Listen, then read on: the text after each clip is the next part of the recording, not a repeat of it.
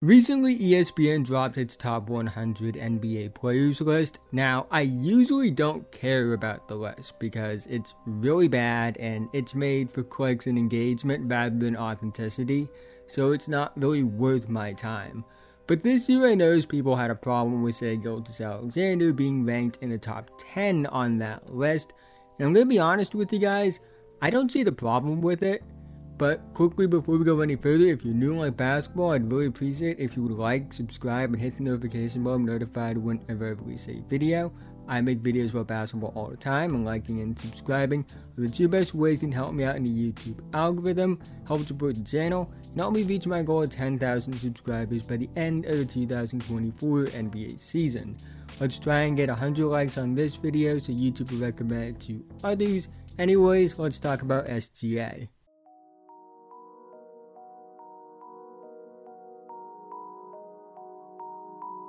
Now, would I personally have SGA ranked as the 8th best player in the NBA?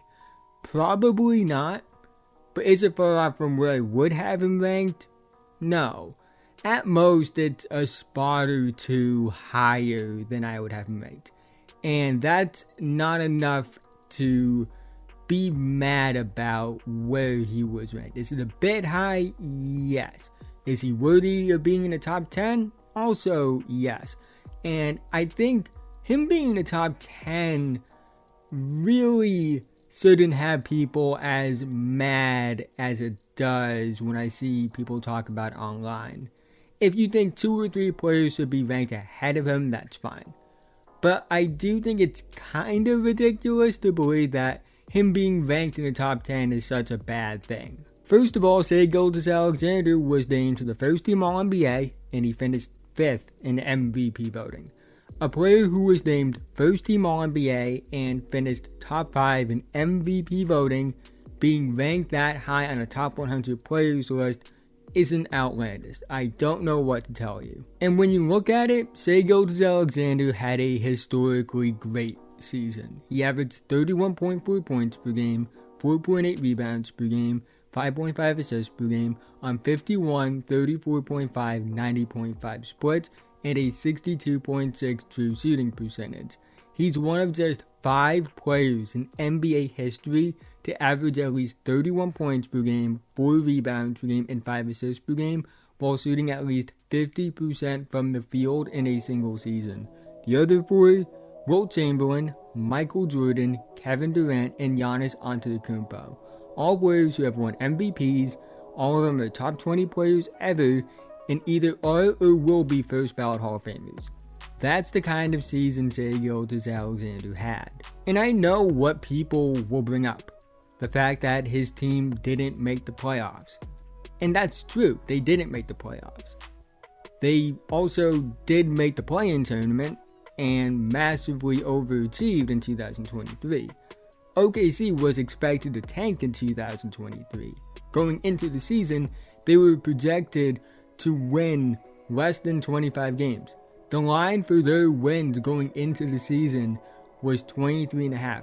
OKC won 40 games, 16.5 wins above expected, which was the biggest jump in the NBA. And Shai Gilgeous-Alexander was a big reason for that. He was 5th in the NBA in offensive win shares, and value over replacement player. He ranked 10th in the NBA in offensive box score plus minus. He ranked 7th in the NBA in box score plus minus. And to put into perspective what these numbers mean when it comes to how much value he brought to his team, his offensive win shares were 5.4 above second place on the team. His win shares were 5.6 above second place on the team. His offensive box score plus minus was 4.2 above second place on the team. His box score plus minus was 6.1 above second place on the team. His value over replacement player was 3.7 above second place on the team. That's an MVP type impact on a team. Make the playoffs or not, you can't deny he had an MVP level season. His numbers were of that of an MVP, both from a box score perspective, an efficiency perspective, and advanced stats perspective. I like this OKC roster a lot. I love Jalen Williams. I love Josh Giddey. I think that's going to be really good.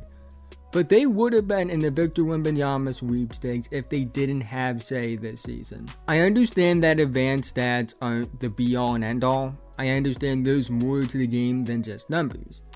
But I don't think I need to tell you how good his tape is. I've made plenty of videos on how great his tape is. And honestly, if you've watched him play, you know how good he is. To put it simply, his tape lines up with all the numbers I brought up in this video. He's capable of carrying teams to win. He's an elite scorer. He's crafty. He's creative. He's sifty. He draws contact. He's efficient. He gets to the line a lot. He's somebody that plays the game in a very unique way. He's a good playmaker. All things I've talked about in previous videos. And if you want to see those videos where I go into a lot more detail about his tape, I'll link those in the description below and pinned comment. When you combine the tape with his historic production, incredible efficiency, team overachieving, and the advanced numbers, that's what a top 10 player in the NBA looks like. I know what you might be thinking, that I'm just bringing up numbers, and sure, I did bring up a lot of numbers. But all the numbers I brought up line up to suggest that SGA is a top 10 player in the NBA. His production, efficiency, advanced stats, and tape all line up with what the standard for a top 10 player in the NBA is. I'll ask you this. What's a better way to evaluate a player? Watching tape, looking at the production and efficiency, looking at the advanced stats, seeing how the team did compared to expectations, seeing how his numbers were and how much they had an impact on the team overachieving, and using all of that to give a full picture of a player, or just looking at the fact that a player didn't make the playoffs and saying they aren't top 10. I think it's so lazy to look at wins and losses as the main point of analysis to ignore everything else. To act like a player who's put up numbers that only Wilt Chamberlain, Michael Jordan, Kevin Durant, and Giannis Antetokounmpo have, advanced numbers that show that he was playing at an MVP level, was the main catalyst for the biggest overachieving team in the NBA this past season. And the tape backs it all up, because it's kind of hard to have all of these great numbers and the tape doesn't back it up. On top of being named first team All-NBA and finishing top 5 in MVP voting, and acting like he isn't worthy of being considered a top 10 player in the NBA just because they barely missed out on the playoffs. It's ridiculous. There's no way around it. If you think 8 is a little too high, or think that he's close but maybe on the border of the top 10, I think that's fine. But I also think it's kind of stupid to be mad and act like it's ridiculous that he was ranked in the top 10. I get that the list is overall bad, like really bad. I get it. But here's the thing. The ESPN Top 100 NBA Players list has always been bad. And that's not going to change. There's no reason to get up in arms about it. It's not the definitive list. It's not the law of the land. It's just someone else's opinion at the end of the day. When you do the research, there's enough to suggest that Shai Gilgeous-Alexander is a top 10 player in the NBA. Whether you agree with it or not is up to you. I can't control your opinions. The point of this channel is to give you guys my opinions, my perspectives, and my thoughts on the games. And my opinion is, acting like it's the end of the world that Shai Gilgeous-Alexander was ranked in the top 10 is ridiculous, especially when you lay out all the cards on the table instead of just one card on the table. But that's the end of this video. If you made it to this point, thank you so much. Again, haven't already, like, subscribe, and hit the notification bell to be notified whenever I release a video.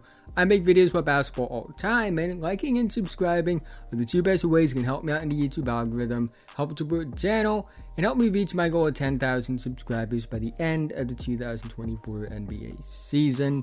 Let's try and get 100 likes on this video so YouTube will recommend it to others. Let me know what you think about Shai Gilgeous-Alexander. Where would you have him ranked? Do you think it's too high that ESPN ranked him 8? Do you think it's too low? Do you think he's top 10? Do you think he's outside the top 10? What do you think about that list in general? Leave all your thoughts down below in the comment section. I'd really appreciate that. But with that being said, have a nice day, and I'll see you guys in the next one.